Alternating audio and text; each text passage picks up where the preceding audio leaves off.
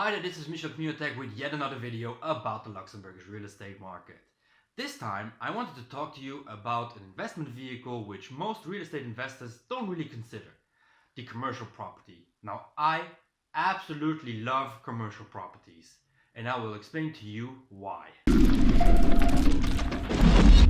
Alright, so first up of course is the lease, which usually in Luxembourg in a commercial property is a 369 lease, which means that after 3 years, 6 years and 9 years you can revise or cancel the contract altogether.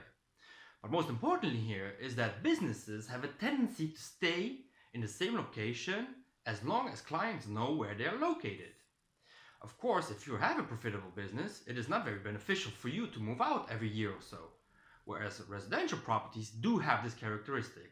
So that's one of the most important things to consider when investing in these properties. So first up, the most important thing about commercial properties is that they are not capped off by the 5% rule. Now I made another video explaining to you exactly what the 5% rule is when you consider investing in residential properties, but this rule does not apply to commercial properties, which immediately makes it a favorite in my book. Why? Because your ROI is no longer capped off by the 5% rule and you can basically ask any rent that you please.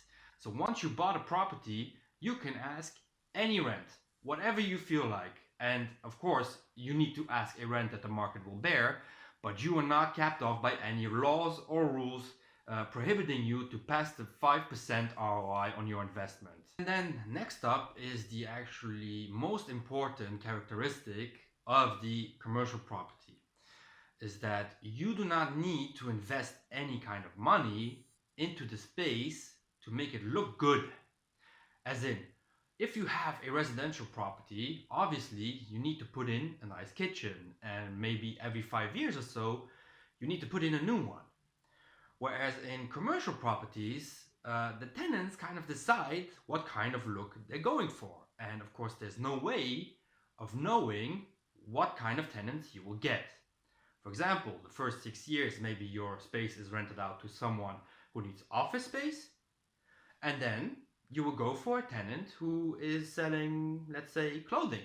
So they would need a stock, they would need to have nice decorated walls, which are not charged to you as the owner.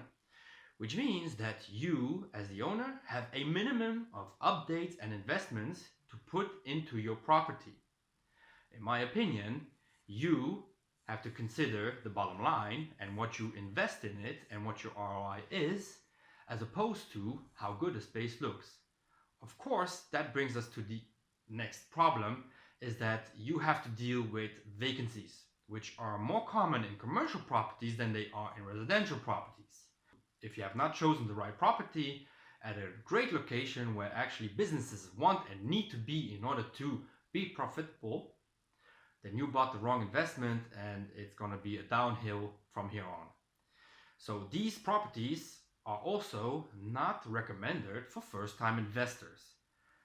First, make sure that you get some knowledge from the residential market and then add into your portfolio a commercial property or two to see how this works out for you.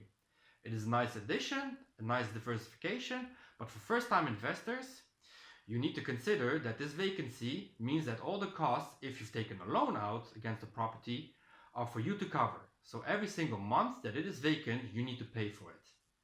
Whereas if you have other properties who may actually cover those costs, now it gets more interesting. But for first-time investors, stay clear of commercial properties and office spaces and first get some knowledge from the residential market. So that is all that I have to say actually about commercial properties. I hope you like my videos. Of course, keep in mind that investing in commercial properties is not for beginners. You need to actually know where to buy, what to buy, and how to rent it out. These properties are, again, not for beginners. But of course, once you do have a portfolio in place and want to add and diversify, now you are talking about the right property.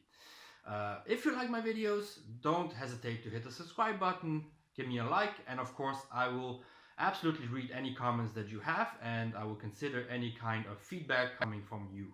So please hit the subscribe button and let me know what you think. That's it for now. My name is Untitled. See you in the next video.